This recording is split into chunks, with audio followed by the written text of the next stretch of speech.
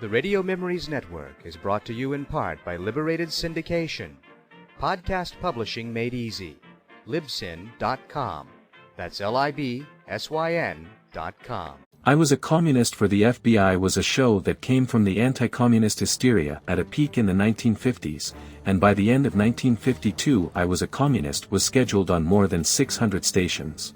The show was based on the book by Matt Kvedik and purportedly told of his adventures as an undercover operative who joined the Communist Party to spy from within for the FBI. Many of the stories contained double-edged conflicts. Kvedik constantly looked for information, walking a tightrope among suspicious party officials while unable to reveal his true mission even to his family. Dana Andrews starred as Matthew Kvedik, always closing with these words, "I was a communist for the FBI. I walk alone." Join us as we experience intrigue, mystery, and drama with each episode of I Was a Communist for the FBI. I was a communist for the FBI.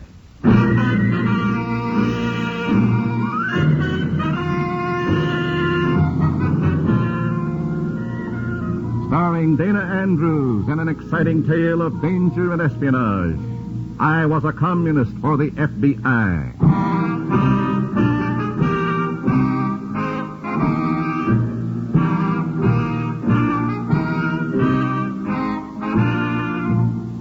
From the actual records and authentic experiences of Matt Kvedik come many of the incidents in this unusual story. Here is our star, Dana Andrews, as Matt Kvedik, who for 9 fantastic years lived as a communist for the FBI. An Oriental proverb says, "He who rides on a tiger cannot dismount." For 9 jittery years, I rode the red tiger of communism in America, while it stalked our freedoms. It was worth my life to dismount, but finally I did. This is one of the stories of that long, grim ride.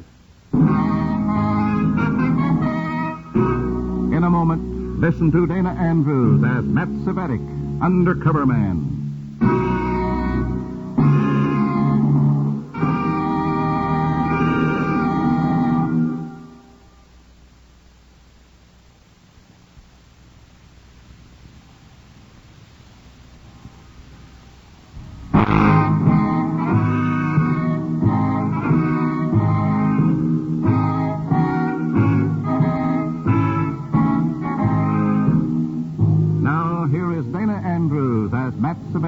Undercover Man. This story from the confidential file is marked The Pit Viper.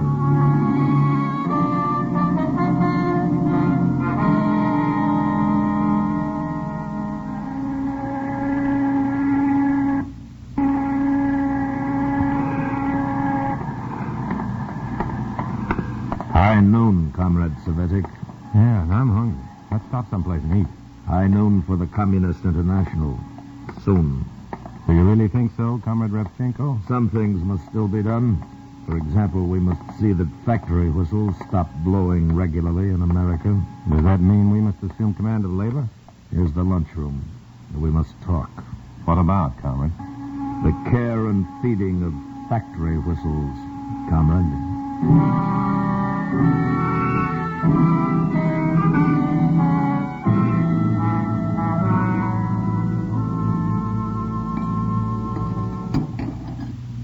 To summarize, the Kirkton miners are on strike. The union is about to reach an understanding with the management. That must not happen. I'll do my best. You will not do your best, Comrade Kvedik.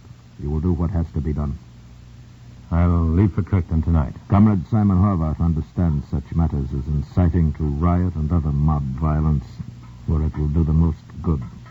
He will drive with you to Kirkton. I'll need help. You are to hesitate at nothing. How do you mean? You are a deputy sheriff in this county? Just sort of an honorary thing. It just keeps me on call to stamp out brush fires in dry weather. But you are permitted to own a revolver. Yes. Have it with you in Kirkton. You leave tonight.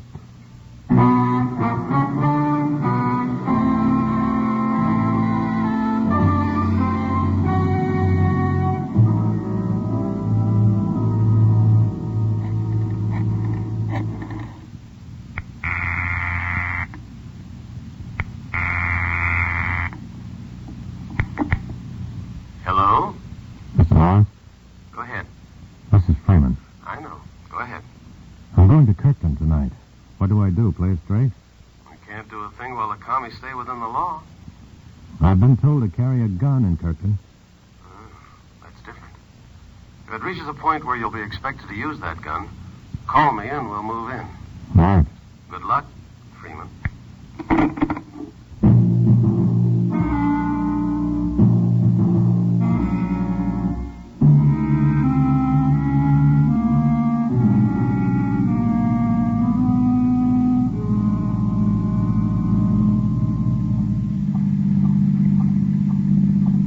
Miserable night to drive, Comrade Simon. I'm not worried about that.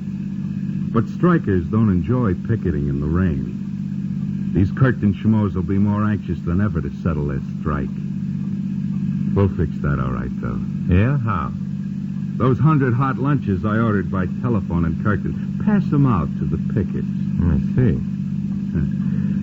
Nothing like a hot meal to keep the hotheads hot.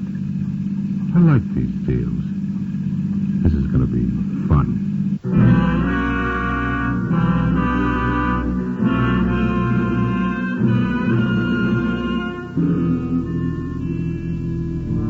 2 hours in the monotonous rain brings us to the grimy tipple standing starkly against the muddy sky. A struck mining region in the dead of a nasty night is the last word in desolation. I feel a chill and I shiver. The revolver in my shoulder holster is cold and heavy. I look forward to a warm place to sleep. And then Simon's car begins to feel the weather. Uh-oh. Now what? Water in the carburetor or something, I don't know. Now wait, you better stop here while the stopping's good. You mean while the initiative is still with us? And what's here? It's like a miner's house. I'll call a garage. Oh, do that, Junior. I'll wait in the car.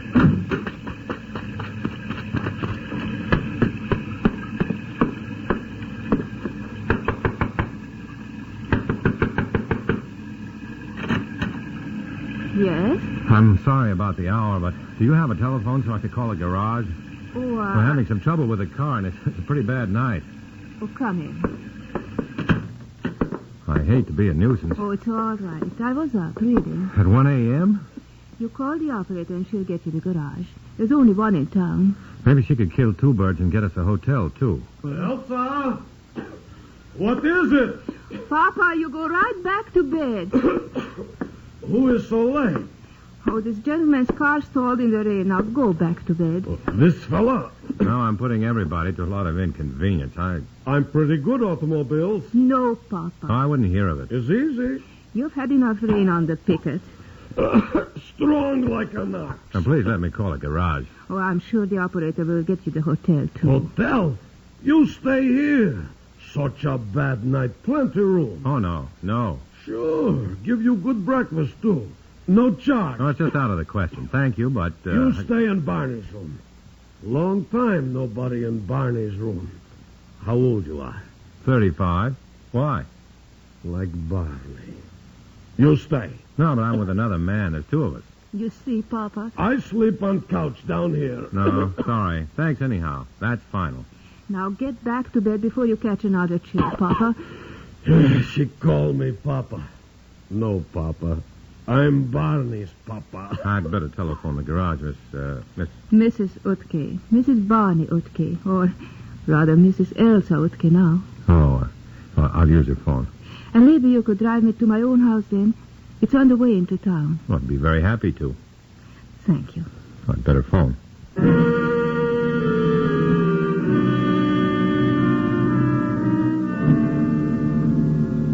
The garage car arrives, and pretty soon we're driving Elsa Utke to her dingy little house. Good night, thank you, etc. We drive away, but she disturbs me. A fine-looking woman, educated and alone. A widow. A mine accident, explosion, cave-in. In any case, Barney, her husband, is dead, and it's sort of too bad.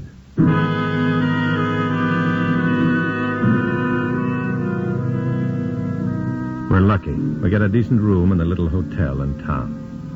In the morning, Simon and I at the tipple of Great Turk No. 3 mine, passing out hot lunches and propaganda in the rain and black mud to thankful miners and to some silent and suspicious ones. Here you are, friend. Compliments of the Friends of American Mine Workers. Mass meeting tonight in Workman's Hall, 8 o'clock. Notice inside the box. Come on, Matt. Talkative guys, aren't they? Give them credit. They know we must have an angle handing out free lunches. All right, let's try this big clown. Good morning, friend. Oh, hi, Utke. Hello? Hello! You broke an automobile, fella. Hello. This is my partner, Simon Horvath, Mr. Utke. Hello? Yeah. You sure you ought to be picketing in this rain, Utke? Sure. Strong like a horse. My Elsa gonna bring me hot soup anyhow, maybe. Well, this hot lunch is no maybe. Warm you up for the fight on our hands. Fight? In there and win, Miner. Mass meeting tonight, Workman's Hall at 8. The full dope is inside the box. I be there, sure. But no fight, you hear? That's the only way to get what's coming to you. Sure, fight. Get knock on head, get killed. Like Barney. Like my boy. No. No. Here comes that dame we took home last night. You mean Elsa Utke? So she's got a fancy face and can talk, so what? She's too smart. Let's go. Don't forget the meeting, Utke.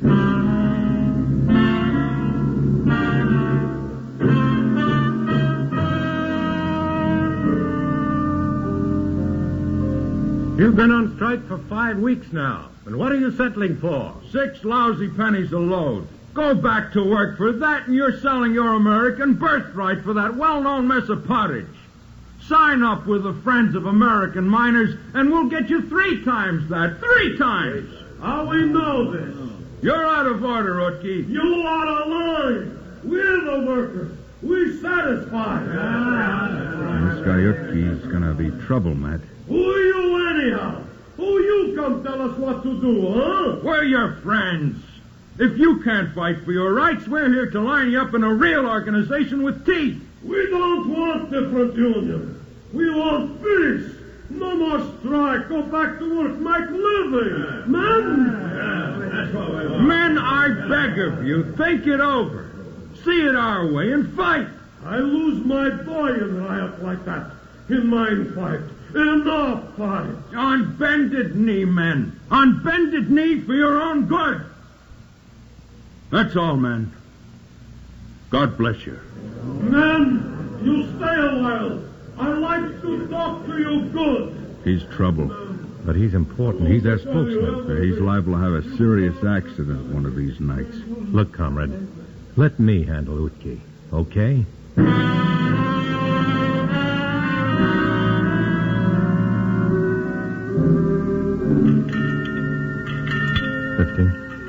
65. Hello? Lawrence, Yes? this is Freeman. I know. Go ahead. Wait. Where are you? Telephone booth in the hotel lobby here. Look, I think there's some pretty grim going up ahead. At the mass meeting tonight, somebody's coming. I'll call later. So long. Matt? Hello, Simon. What you doing in the phone booth there, Svedic? Can't I telephone? Can't you telephone from upstairs in the room? No. No? Look, the party doesn't have to go on my dates with me, does it? That's the... What's her name, dame? Elsa. Elsa Utke. I'm going out with her tonight. Okay? You better get started. It's pretty late. I'm on my way. I'm going that way. I'll drive you over. Oh, it isn't far. I'll walk. It's pouring. Isn't there a taxi service in town? Svedic, you rich or something. I'll drive you over. All right, fine. Thanks a lot. Fine.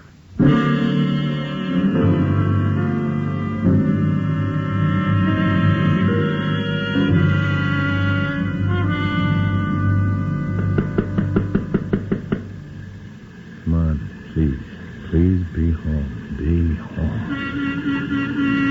Well, Matt, you standing up? Oh, she must be getting dressed. It's pretty late already. Please. Be home. Be home, please. Please.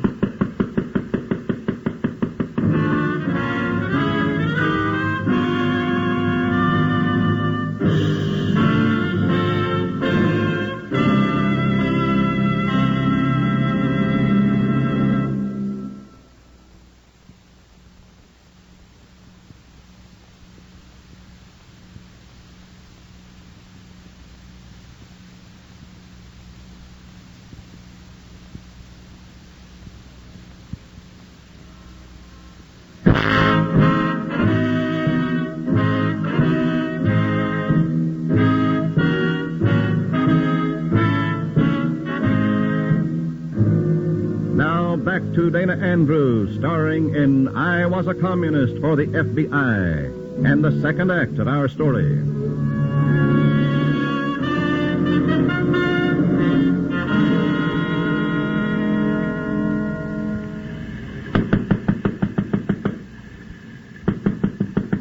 Please, Elsa, be home, please. Please. Elsa. What is it? It's okay, Simon. Thanks for the lift. Come in. I can't explain, but I have to use your telephone. Oh, you're welcome to it, of course. There. Well, do you mind? It's rather private. Oh, I'll wait in the next room.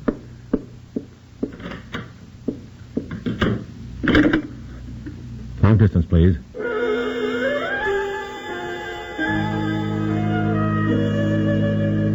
Hello? Lawrence? Lawrence? Freeman again. I'm calling from a private telephone now. Go on. Look, there's a miner down here, sort of the head man with the boys. Lost his son in one mine riot and doesn't want any more violence. He wants the men to go back to work, and my sidekick doesn't like it. Simon Horvath, that is, huh? Yeah. I don't know if I can keep him under control. Think you might knock off this miner? I don't know. I'll start for Kirkton right away. So long. All right, Elsa, you can come in now. Well, that didn't take long. Is anything the matter? You look like bad news when you knocked at the door. Oh, yes. Should I be sympathetic? No, not at all. Thanks for letting me use your telephone. Good night, Mrs. Yuki. Oh, wait. Waiting. Why did you ask to use my telephone? I needed a private wire.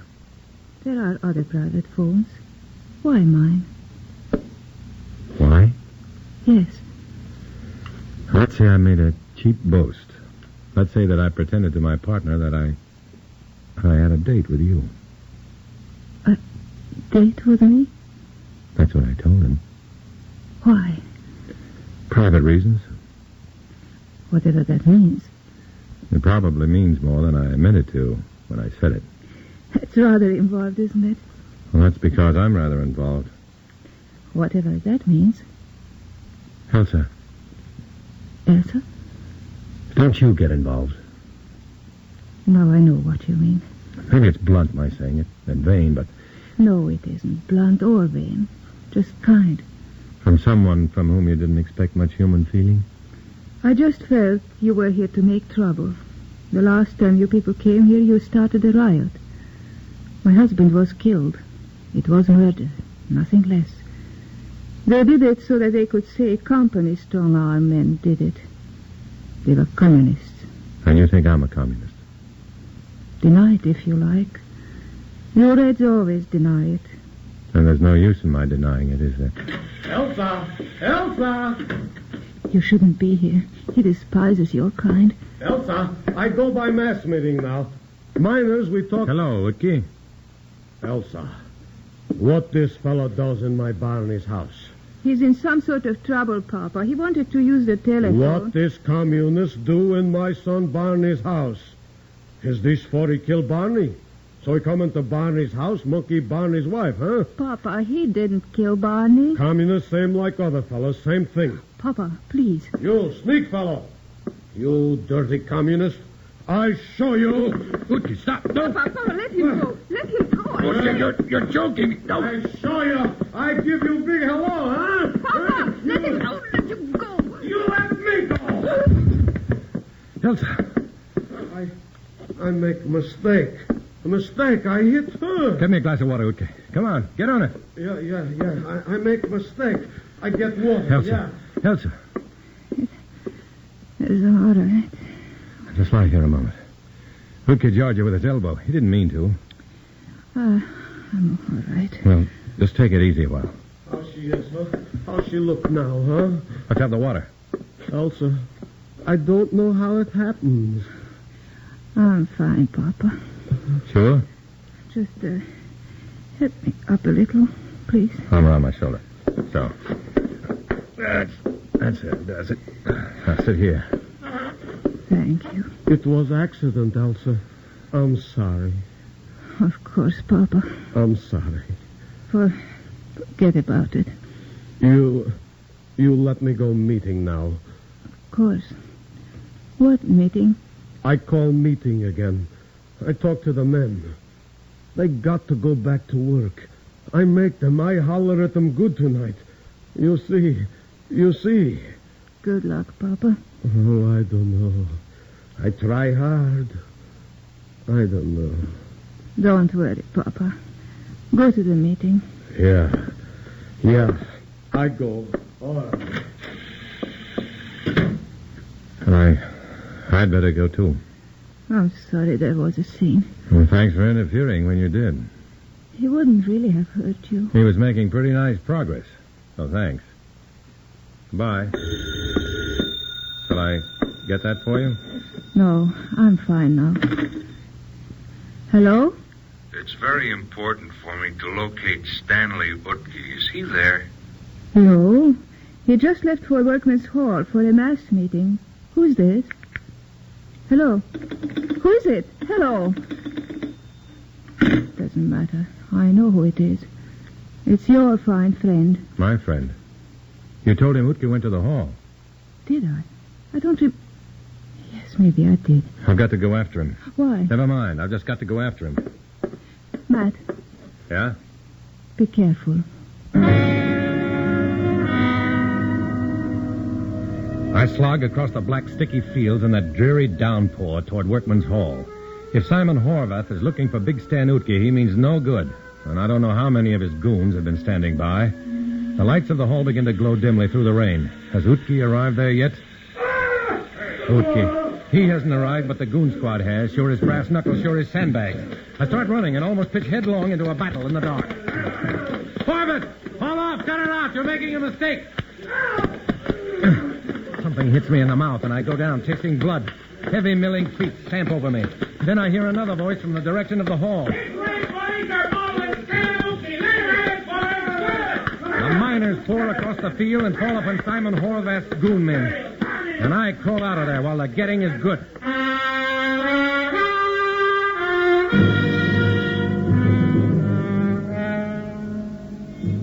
I'm taping up my wounds in our hotel room when Simon Horvath comes in. The comrade is quite a mess. Quite a mess. You're a sorry sight, Simon. Shut up. I told you I'd take care of Utke. Why did you have to step in and foul things up? Because you weren't taking care of Utke, that's why. I'd been working on him, making him see things our way. Yeah? I was talking to him tonight, just before you called Elsa's house.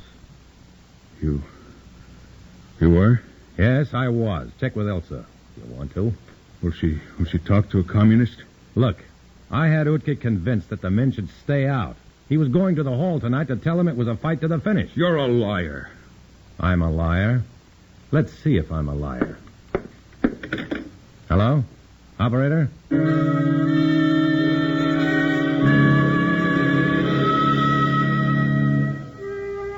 It's a big and a dangerous bluff. I'm counting on Elsa Utke's wit and her need to believe in somebody, even somebody she thinks may be a Red. And then her voice is on the wire and the bluff is on. Hello? Elsa, this is Matt Svedek. Oh. How's Mr. Utke? Badly beaten up. I've just come back from the emergency clinic. Will he be all right? Yes. Elsa, there's a man here with me who doesn't believe that I had Utke convinced that the miners should stay out on strike. Will you correct him? Your communist friend? Yes. Put him on. Comrade? Hello? Hello? What your comrade says is true. Okay. Let me speak to him again. She wants to speak to you again. Elsa? I lied for you. Thanks. Somehow I think you are not really one of them. That someday you will see the truth and leave them.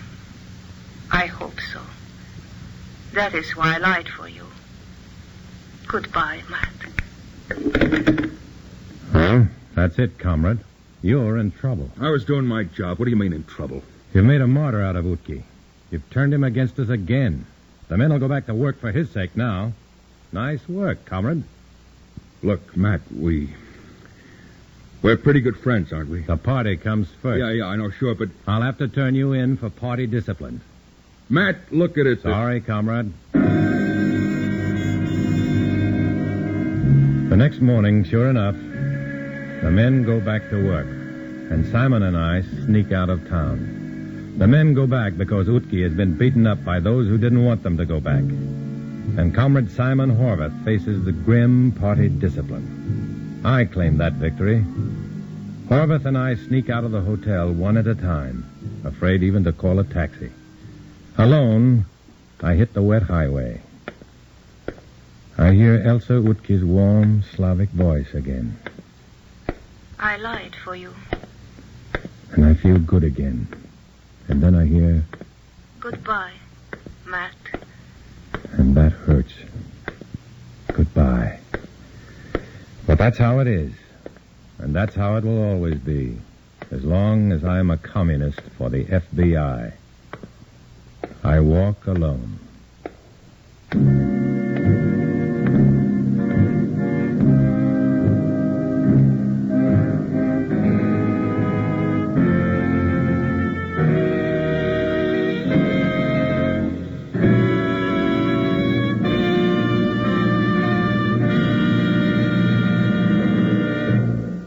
Our star, Dana Andrews, will return in a moment.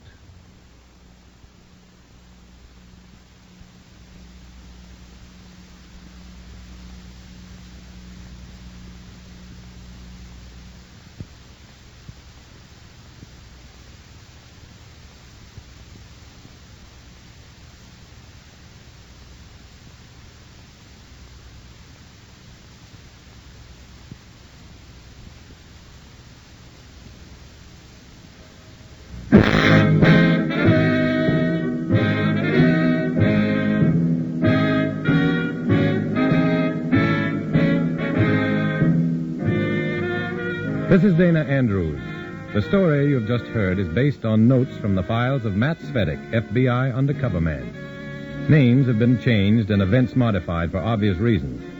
Next week, another exciting adventure out of Matt Svedek's experience as a communist for the FBI. So be with us then. We're expecting you.